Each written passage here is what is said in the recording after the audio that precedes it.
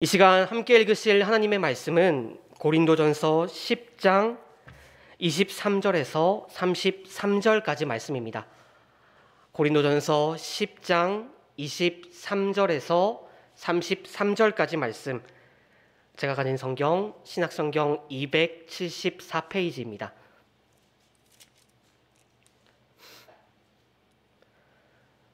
고린도전서 10장 23절에서 33절까지 말씀, 이 시간 제가 한 절, 여러분이 한 절, 우리 한 절씩 교독하도록 하겠습니다. 모든 것이 가하나 모든 것이 유익한 것은 아니요 모든 것이 가하나 모든 것이 덕을 세우는 것은 아니니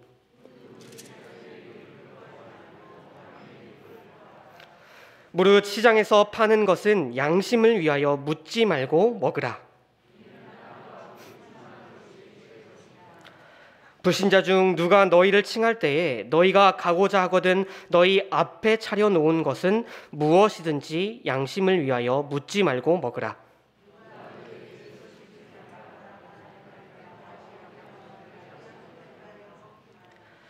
내가 말한 양심은 너희의 것이 아니요 남의 것이니 어찌하여 내 자유가 남의 양심으로 말미암아 판단을 받음이리요.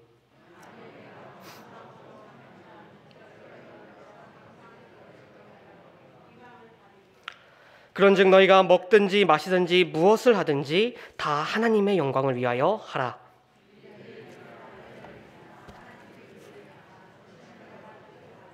우리 함께 읽겠습니다. 너와 같이 모든 일에 모든 사람을 기쁘게 하여 유익을 구하지 아니하고 많은 사람의 유익을 구하여 그들로 구원을 받게 하라. 아멘. 아이들을 대상으로 하는 설교와 우리 장년분들, 어른들을 대상으로 하는 설교는 분명히 같은 설교일지라도 차이가 있을 수밖에 없습니다. 먼저 내용상으로 보면 그 전달하는 내용의 깊이가 차이가 있을 수밖에 없죠. 그리고 외적으로 보면 그 설교를 듣는 청중들, 이 청중들의 반응이 다를 수밖에 없습니다. 제가 이 자리에 올라와서 설교할 때마다 항상 너무나도 감사한 것은 우리 교회 성도님들은 이미 아시는 내용이라 할지라도 제가 말씀을 전할 때 아주 잘 응답해 주시고 끄덕끄덕 하시거나 아멘으로 회답해 주신다는 것입니다. 그런데 제가 이 맡고 있는 유년부, 우리 아이들에게 설교를 할 때는 절대 가만히 있지 않습니다. 설교 중간에 끊임없이 끼어듭니다. 예전에는요, 이런 끊임없이 끊어주는 아이들에게 다 일일이 반응해 주다가 시간 조절을 실패할 때도 정말 많았습니다. 그런데 이제는 우리 목사님들께 비할 바는 못 되지만 저도 나름 이제 짬이 차서 제가 이제 여기 정연교회에 온 지가 횟수로 5년이 되었더라고요. 이 정도 되니까 이제는 시간 조절을 그래도 잘 하는데, 그래도 지금도 종종 시간을 조절하는데 실패할 때가 있습니다. 참, 우리 유년부 친구들이 누구에게 배워서 그렇게 잘하는 건지는 제가 제 입으로 말할 수는 없지만, 그래도 우리 친구들 그 초등학교 1에서 3학년 정도라면 몰라야 될 것까지도 너무나도 잘 알고 있습니다. 아니, 오늘 설교의 수월한 진행을 위해서라면 이 아이들이 좀 몰랐으면 좋겠는데 알고 있더라는 겁니다. 이렇게 되면 무슨 일이 일어나냐면요, 이 자기가 아는 거니까 설교 도입부부터 끝까지 그냥 계속해서 제가 할 말을 앞에서 대신해서 합니다. 어쩔 때는요, 제가 마지막에 그러니까 우리는 이렇게 살아야 합니다 라고 말해야 되는데 그것까지 이미 다 말해버립니다. 자, 아마 하나님이 보시면 이런 우리 아이들 정말 기뻐하시겠지만 그 아이들을 가르쳐야 되는, 담당해야 하는 저의 입장에서는 이게 너무나도 고민이 생길 수밖에 없는 일입니다. 지금으로부터 2000여 년 전 고린도 교회에 편지를 보낸 사도 바울, 그에게도 저와 유사한 고민이 있었습니다. 도대체 이 고린도 교회 성도들에게 어느 정도로 가르쳐 줘야 하냐라는 고민 말입니다. 저는 우리 아이들이 너무나도 잘나서 고민이었지만 바울은 그 성도들이 고린도 교회 성도들이 너무 못나서 고민이었습니다. 고린도 교회, 그것은 이 바울에게 정말 뜻깊은 교회입니다. 이 고린도 교회를 생각할 때마다 하나님께 감사하다라고 말할 정도로 바울에게 있어서 고린도 교회는 생각할수록, 그가 기도할수록 마음이 짠한 그런 곳이었습니다. 그런데 문제는 이 고린도 교회 성도들이, 그들이 여전히 세상적인 태도와 세상적인 가치관을 가지고 계속해서 살고 있었다는 것입니다. 그 결과 이 고린도 교회는 주님을 믿는다는 성도들이, 주님을 믿는다 고백하는 성도들이 모여있는 교회임에도 세상적인 나약함, 세상적인 부족함, 세상적인 누추함이 그대로 드러나는 교회가 되었습니다.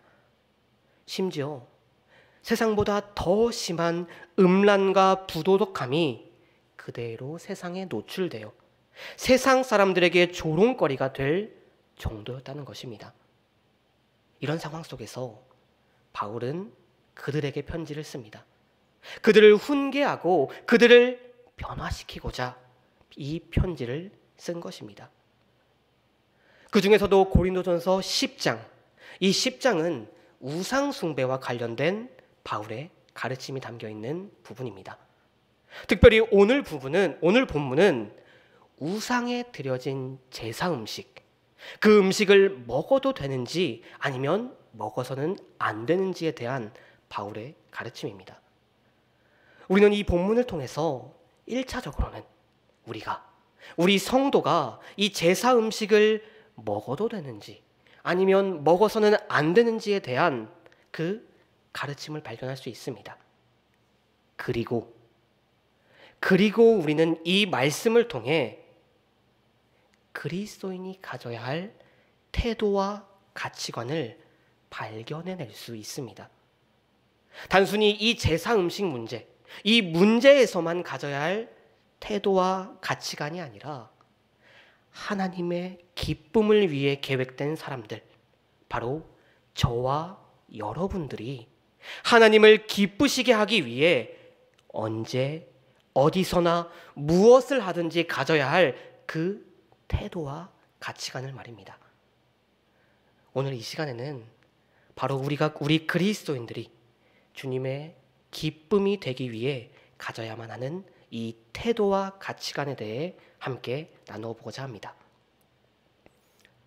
그렇다면 우리 그리스도인들이 가져야 할 태도와 가치관 무엇일까요? 첫 번째로 우리 그리스도인들이 가져야 할 태도와 가치관은 하나님의 영광을 위해서 무엇이든지 해야 한다는 것입니다. 언제 어디서나 무엇을 하든지 우리는 하나님의 영광을 위해 해 나가야 한다는 것입니다. 오늘 본문 31절을 우리 다시 한번 보시면 바울 사도는 이렇게 말합니다. 그런즉 너희가 먹든지 마시든지 무엇을 하든지 다 하나님의 영광을 위해 하라. 성도 여러분, 하나님께서는 우리를 왜 지으셨습니까?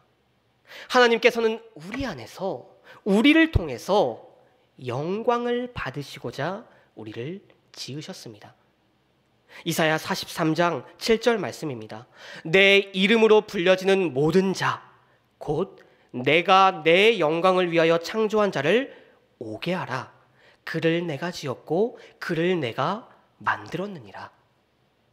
이 말씀처럼 우리는 하나님의 영광을 돌리고자 지음받은 존재들입니다. 그런데 어떤 분들은 하나님께서 특별한 상황에서만 영광을 받으신다고 생각하는 분들도 계십니다. 우리가 예배하거나 우리가 찬양하거나 우리가 기도할 때만, 그럴 때만 말이죠. 하지만 바울은 그것이 아니라고 말하고 있습니다. 너희가 먹든지 마시든지 무엇을 하든지 다 하나님의 영광을 위하여 하라. 바울의 말처럼 먹든지 마시든지 가장 기본적인 일을 할 때라도 우리는 하나님의 영광을 위해서 해야 하고 그 모습을 통해 하나님께서는 영광을 받으신다라는 말인 것입니다. 성도 여러분, 고린도전서 1장을 우리가 보게 되면 바울은 이 고린도 교회에 대해서 이야기하면서 그것이 언변, 지식, 은사가 풍부했던 교회라고 말하고 있습니다. 심지어 이 고린도 교회가 있던 고린도라는 도시, 로마 제국 전체에서 봐도 정말 부유하고 발전된 도시였습니다. 그런데 그런 교회가, 그런 뛰어난 교회가 바울이 2통의 편지를 보내어서 그들을 처음부터 가르쳐야 할 정도로 문제 많은 교회가 되었다는 것입니다. 왜 그들이 그렇게 되었을까요? 왜 그토록 잘났던 교회가 문제 많은 교회가 되었던 것일까요? 그것은 고린도 교회 성도들이, 그 성도들이 무엇을 하든지 다 하나님의 영광을 위하여 하지 않았기 때문입니다. 그들은 세상 사람들처럼 자기의 기쁨, 자기의 이름, 자기의 만족을 위해서 모든 것을 해 나아갔습니다. 결국 우리가 이 고린도 교회를 통해서 알 수 있는 것은 하나님의 영광 대신 이기적인 자기 만족과 기쁨을 구하는 데서 바로 그것으로 인해 모든 문제가, 모든 죄가, 모든 악이 발생한다는 것입니다. 사랑하는 성도 여러분, 우리 정윤교회는 무슨 일을 하든지 다 하나님의 영광을 위하는 교회가 되기를 바랍니다. 나의 기쁨, 나의 만족보다 하나님의 영광을 먼저 생각하고 하나님께 영광 돌리는 교회가 되기를 바랍니다. 그리고 무엇을 하든지 주님의 영광을 위해 하는 성도들, 그런 성도들에게 주님께서는 이런 약속을 하나 해주셨습니다. 요한복음 15장 8절과 11절 말씀인데요. 이 시간 우리 화면을 보고 한번 같이 읽어보도록 하겠습니다. 함께 읽겠습니다. 너희가 열매를 많이 맺으면 내 아버지께서 영광을 받으실 것이요 너희는 내 제자가 되리라.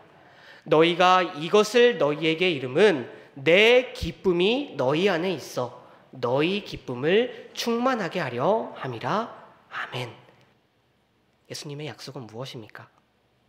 우리의 삶 속에서 열매가 많이 맺으면, 그러니까 우리의 삶 가운데, 우리의 모든 삶 가운데 하나님께 영광을 올려드리는 일들이 많이 있다면 너희가 내 제자가 되고 주님께서는 그러한 모습을 기뻐하실 것이며 주님만이 주실 수 있는 그 기쁨을 충만하게 부어주시겠다는 말씀입니다.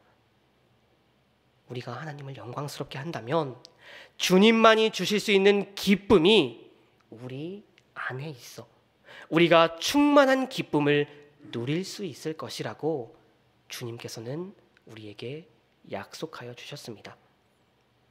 바로 그 약속이, 그 주님의 약속이 저와 여러분을 통해 성취되기를 바랍니다. 무슨 일을 하든지 하나님의 영광을 위해 함으로 하나님의 기쁨이 되고 하나님의 충만한 기쁨을 누리는 저와 여러분 그리고 정윤교회 되기를 바랍니다. 우리 그리스도인들이 가져야 할 두 번째 태도는요, 태도와 가치관은 이웃의 유익을 위해서 해야 한다는 것입니다. 언제 어디서나 무엇을 하든지 이웃의 유익도 우리가 생각해야 한다는 것이죠.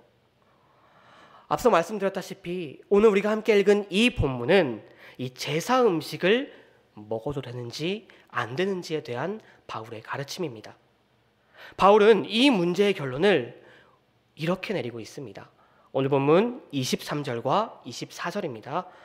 모든 것이 가하나 모든 것이 유익한 것은 아니요 모든 것이 가하나 모든 것이 덕을 세우는 것은 아니니 누구든지 자기 유익을 구하지 말고 남의 유익을 구하라.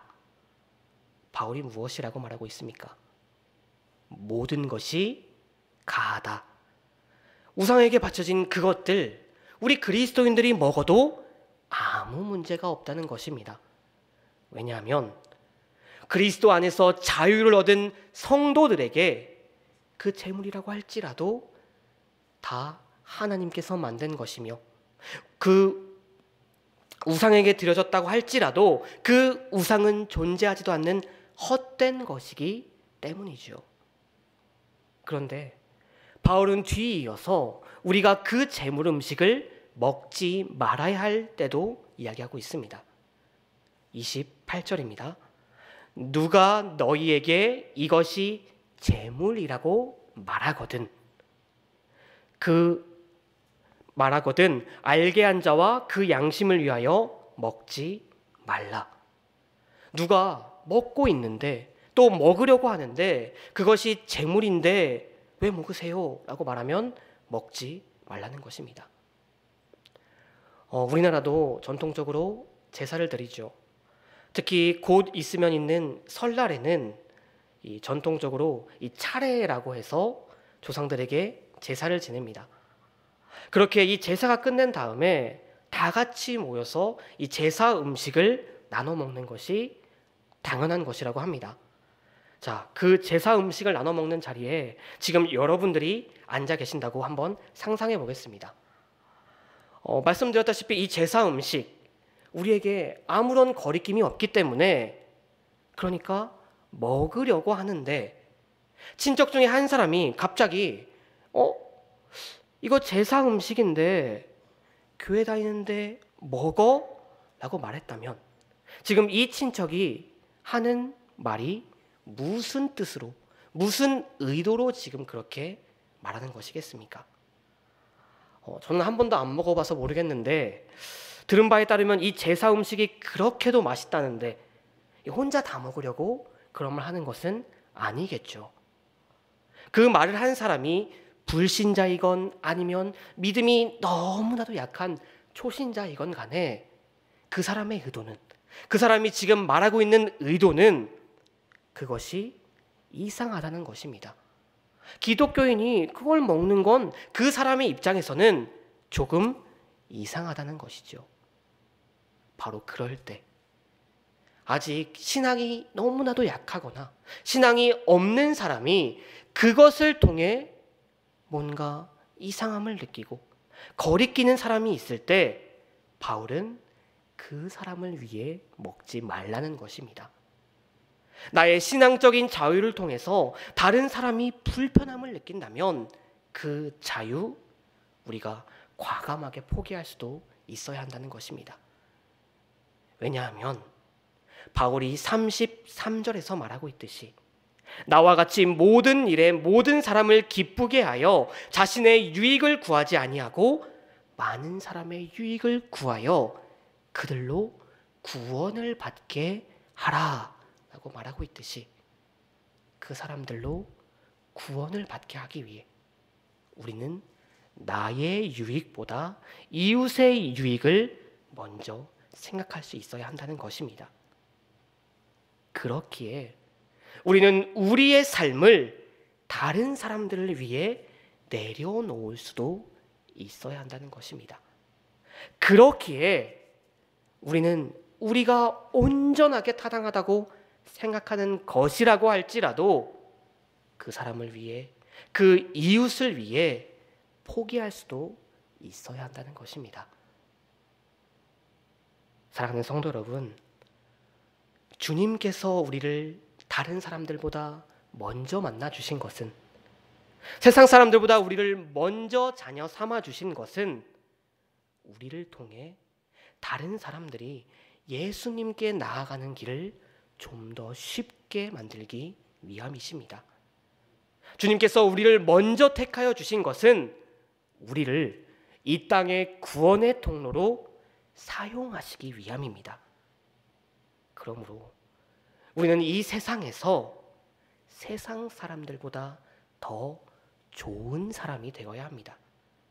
우리의 모습을 통해 이 세상 사람들이 교회가 어떤 곳인지 관심을 갖고 우리가 믿는 하나님, 우리를 변화시킨 하나님, 우리를 세상과 구별되게 만드신 하나님에 대한 관심을 가질 수 있도록 우리를 가꾸어 나가야 한다는 것입니다. 한마디로 우리는 바울이 말하고 있는 것처럼 덕을 세워 나아가야 합니다. 사랑하는 성도 여러분, 저와 여러분들이 이 땅에 구원의 통로로 쓰임받게 되기를 원합니다. 우리의 입술로 뿐만이 아니라 우리의 삶으로, 우리의 모습으로, 우리의 행실로 주님을 전하는 구원의 통로 되며 주님의 기쁨 되는 저와 여러분들이 되시기를 바랍니다. 성도 여러분, 우리는 하나님의 기쁨을 위해 계획된 사람들입니다. 그렇게 우리는 주님의 기쁨 되는 삶을 살아야 하는 것이 당연한 것입니다. 그리고 그 삶은 우리가 바른 태도와 가치관을 지니며 그렇게 살아갈 때 살 수 있습니다. 바로 그 태도, 바로 그 가치관, 저와 여러분의 태도, 저와 여러분의 가치관이 되기를 바랍니다. 제가 정말 좋아하는 찬양 중에 나 주님의 기쁨 되기를 원하네 라는 찬양 한 곡이 있습니다. 이따가 우리 함께 불러볼 건데요. 이 찬양의 가사 중에 이런 가사가 있죠. 겸손히 내 마음 드립니다. 내 모든 것 받으소서. 새 부대가 되어 주님의 빛 되기를 원합니다. 이 찬양의 가사처럼 2022년 새로운 한 해 겸손히 우리의 모든 것 올려드리고 주님의 영광을 위해 사는 저와 여러분들 되기를 바랍니다. 2022년 새로운 한 해 마음을 새롭게 하여 이 땅의 모든 사람들, 이 세상에 주님의 빛 비추는 저와 여러분들이 되기를 바랍니다. 그리하여 주님의 기쁨 되고 주님 안에 기쁨을 누리는 기쁨의 사람들이 되는 저와 여러분, 그리고 우리 정은교회 되기를 기도드립니다. 함께 기도하겠습니다.